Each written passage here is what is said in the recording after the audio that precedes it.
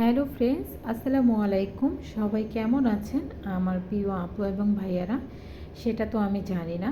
তো আশা করছি আপনারা সবাই ভীষণ ভালো আছেন। আলহামদুলিল্লাহ, আমিও ভালো আছি। তো আজকের পর্বে আপনাদের তৈরি করে দেখাচ্ছি ইলিশ পোলাও। এর জন্য একটি পাত্রে নিয়ে নিচ্ছি ইলিশ মাছ।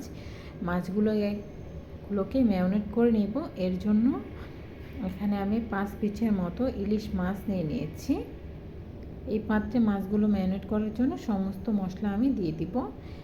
সর্বপ্রথমে দিয়ে দিচ্ছি স্বাদ অনুযায়ী লবণ, 1 টেবিল চামচ পরিমাণ দিয়ে দিচ্ছি বিরিয়ানির মশলা, 1/4 কাপের মতো দিয়ে দিচ্ছি পেঁয়াজ বাটা,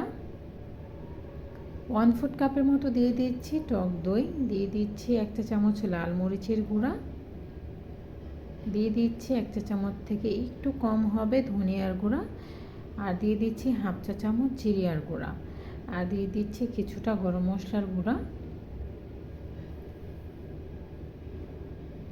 দিয়ে এখন এটাকে ভালোভাবে মেখে নিতে হবে। মাছের সাথে যেন ভালোভাবে মশলাটা মিশে যায়, ভালোভাবে আলতোভাবে মেখে নিতে হবে। মাছের ভেতরে যেন মশলাটা ভালোভাবে প্রবেশ করতে পারে, সেটা খেয়াল রেখে ভালোভাবে মেখে এটাকে রেস্টে দিয়ে দিতে হবে 10 থেকে 15 মিনিটের জন্য। সময় থাকলে আধা ঘন্টার মতো রেখে দিতে পারেন। এখন চুলায় একটি প্যান বসিয়ে দিচ্ছি, দিয়ে এখানে রান্নার তেল দিয়ে দিচ্ছি।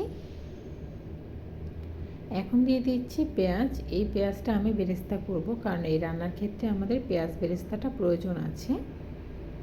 এটাকে ভালোভাবে মিডিয়াম আঁচে রেখে বেরেস্তা কালার চলে আসা পর্যন্ত ভেজে নিতে হবে। ভেজে বেরেস্তাটাকে তুলে রাখছি। এখন এখানে দিয়ে দিচ্ছি সেই বেরেস্তা করে রাখা তেলের ভিতরে দিয়ে দিচ্ছি মাছ রান্না করব, এর জন্য দিয়ে দিচ্ছি পেঁয়াজ। এই পেঁয়াজটা একটু ভাজা হয়ে গেলে এখানে মাছগুলোকে অ্যাড করে দিতে হবে। যে মাছটা আমি আগে থেকে ম্যারিনেট করে রেখেছিলাম সেটা দিয়ে দিলাম। দিয়ে একটু হালকা হাতে নেড়েচেড়ে দিব। আর এখন দিয়ে দিব মাছ সেদ্ধ হওয়ার জন্য পানি দিয়ে দিতে হবে। মানে ওই পাত্রটা ধুয়ে আমি কিছুটা পানি এখানে দিয়ে দিচ্ছি। পানিটা বুঝে অ্যাড করতে হবে, কারণ ইলিশ মাছ সেদ্ধ হতে কিন্তু বেশি পরিমাণে পানি লাগে না, আর এটা খুব সহজেই কিন্তু সেদ্ধ হয়ে যায়। একটু উল্টে পাল্টে দিচ্ছি। এটা খুব সাবধানভাবে উল্টে দিতে হবে যাতে করে মাছগুলো ভেঙে না যায়, সেটা খেয়াল রাখতে হবে। এখন এটাকে ঢেকে দিচ্ছি।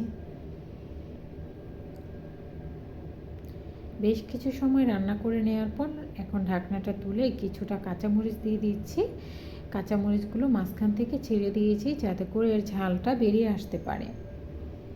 আপনার যে যেরকম ঝাল খেতে পছন্দ করেন সেরকমই দিতে পারেন। এখন মাছগুলোকে ভালোভাবে উল্টে দিতে হবে। খেয়াল রাখতে হবে মাছগুলো যেন ভেঙে না যায়, কারণ মাছের ভিতরে কিন্তু ডিম রয়েছে, দেখতে পাচ্ছেন। ভালোভাবে উল্টে পাল্টে না রান্না করলে কিন্তু ডিমগুলো সেদ্ধ হবে না। তো মাছগুলো উল্টে দেওয়ার পর আবার ঢাকনা দিয়ে ঢেকে আমি কিছুক্ষণ রান্না করে নিব, যাতে এই পাশটাও ভালোভাবে সেদ্ধ হতে পারে। তো আবারও একটি কমন কথা বলে নিচ্ছি, ভিডিওটা যদি ভালো লেগে যায় অবশ্যই একটি লাইক দিতে ভুলবেন না। আর আমার পাশে থাকতে আমাকে সাপোর্ট করতে আমার চ্যানেলটিকে সাবস্ক্রাইব করবেন, নিয়মিত আমার ভিডিওগুলো দেখবেন, আর বেশি বেশি করে ফ্রেন্ডস অ্যান্ড ফ্যামিলির সাথে শেয়ার করতে ভুলবেন না। আর অবশ্যই আমার ভিডিওগুলো প্রতিনিয়ত আপনারা দেখবেন। আপনাদের একটি লাইক কিন্তু আমার জন্য অনেক গুরুত্বপূর্ণ, সেটা আপনারাও জানেন। তো ভালো লেগে থাকলে অবশ্যই আমার পাশে থাকতে চেষ্টা করবেন। মাছগুলোকে এখন উঠিয়ে নিতে হবে। আমি হালকাভাবে একটু প্যানটাকে নাড়িয়ে নিয়েছি, দেখলাম যে মাছগুলো তলানিতে ধরে না যায়, এর জন্য। তো মাছগুলোকে একটি পাত্রে তুলে নিচ্ছি।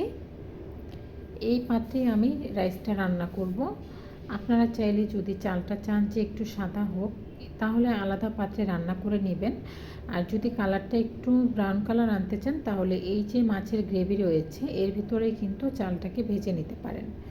তো এখন আমি এই চালের এই গ্রেভির ভিতরেই কিন্তু চালটাকে ভালোভাবে ভেজে নিব। আগে থেকেই আমি 2 কাপ চাল ভিজিয়ে নিয়েছিলাম। এটা আমি বাসমতি রাইস নিয়েছি। আপনারা চাইলে পোলাওর চালেও এটা রান্না করতে পারেন। চালটাকে আগে থেকে ভিজিয়ে রেখেছি ধুয়ে, তারপর স্ট্রেনারে দিয়ে পানি ঝরিয়ে নিয়েছি। চালের জন্য দিয়ে দিলাম স্বাদ অনুযায়ী লবণ। ভালোভাবে ভেজে তারপর এখানে চালের জন্য পানি দিয়ে দিলাম, কারণ এখানে 2 কাপ চালের জন্য এখানে আমি 4 কাপের মতো পানি ব্যবহার করেছি। আর এখন চালের জন্য এখানে দিয়ে দিলাম কাঁচামরিচগুলোকে মাঝখান থেকে ভেঙে দিয়েছি, যাতে করে এর ঝালটা বেরিয়ে চালের সাথে মিশে যেতে পারে। এখন এখানে একটি দারচিনি দিয়ে দিচ্ছি 1 টুকরো, কারণ এখানে যখন বিরিয়ানি মশলাটা দিয়েছিলাম তখন ওখানে ছিল আপনার এলাচ আর তেজপাতা ছিল, এর জন্য এগুলো আমি ব্যবহার করিনি। এখন এটা ঢাকনা দিয়ে ঢেকে দিচ্ছি, বলক চলে আসা অবধি অপেক্ষা করে আবার ঢাকনাটাকে তুলে এখন এই যে মশলার সাথে রাইসটাকে ভালোভাবে মিশিয়ে নিলাম।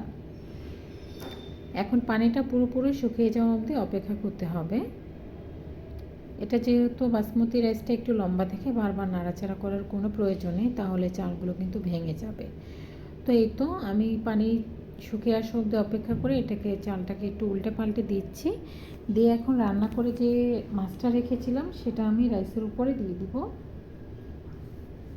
ভালোভাবে এটাকে আমি বিছিয়ে দিচ্ছি, মাছগুলো যেন ভেঙে না যায় সেটা খেয়াল রেখে বিছিয়ে দিতে হবে। তারপর এটাকে ঢাকনা দিয়ে দমে বসিয়ে রাখবো 10 থেকে 15 মিনিটের মতো।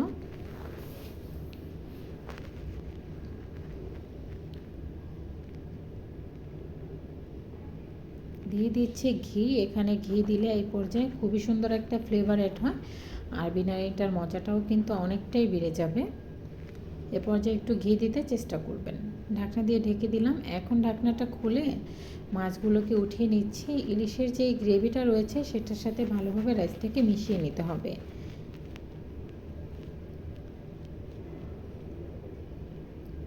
মিশিয়ে নিয়ে এটাকে আবার দিয়ে দিব এর উপরে পেঁয়াজ বেরেস্তাটা দিয়ে তারপর আবার মাছ দিয়ে দিব।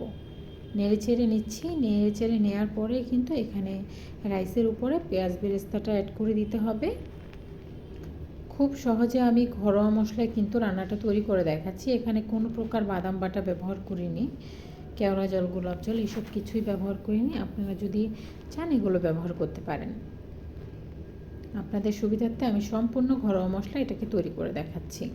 তো বেরেস্তা দেওয়ার পর মাছগুলো এটার উপরে দিয়ে দিচ্ছি, দিয়ে এটাকে ঢাকনা দিয়ে ভালোভাবে ঢেকে রেখে দিচ্ছি। এটা এখন পরিবেশনের জন্য তৈরি। আশা করছি সহজ ইলিশ পোলাও রেসিপি আপনাদের কাছে ভালো লেগেছে। ভালো লেগে থাকলে অবশ্যই কমেন্ট করে জানাবেন যে আপনাদের কাছে কেমন লেগেছে, আর বাড়িতে তো অবশ্যই ট্রাই করতে ভুলবেন না। তো আজকে পর্যায়ে এখানে বিদায় নিয়ে নিচ্ছি। পরবর্তী ভিডিও নিয়ে হাজির হয়ে যাওয়া অবধি আপনারা সবাই ভালো থাকবেন, সুস্থ থাকবেন। আসসালামু আলাইকুম।